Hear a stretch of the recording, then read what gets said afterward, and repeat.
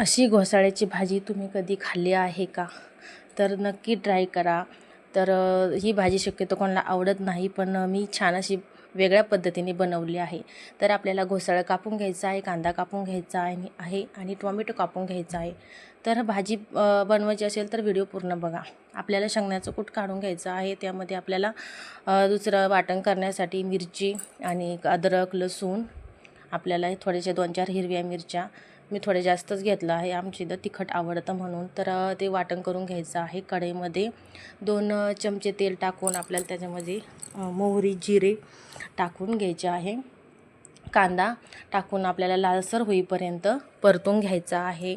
तर तुम्ही बघू शकता असा लाल होईपर्यंत परतून घ्यायचा आहे. त्यामध्ये आपल्याला टोमॅटो मऊ होईपर्यंत शिजवून घ्यायचे आहे आणि व्यवस्थित असं छान असं ते वाटण टाकून आपल्याला ते सुद्धा तेल सुटेपर्यंत आपल्याला व्यवस्थित परतून घ्यायचं आहे. त्यामध्ये थोडीशी कसुरी मेथी टाकून छान चव येण्यासाठी आपल्याला टाकायची आहे आणि त्यामध्ये घोसाळे कापलेलं त्यामध्ये मिक्स करून असं छान टाकायचं आहे आणि मीठ टाकून घ्यायचं आहे चवीपुरतं.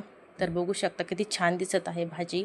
त्यामध्ये आपल्याला शेंगदाण्याचा कूट घ्यायचा आहे, तो पण मिक्स करून घ्यायचा आहे आणि त्यामध्ये थोडे हळद आणि गरम मसाला टाकून आपल्याला असं मिक्स करून गरम पाणी टाकून घ्यायचं आहे.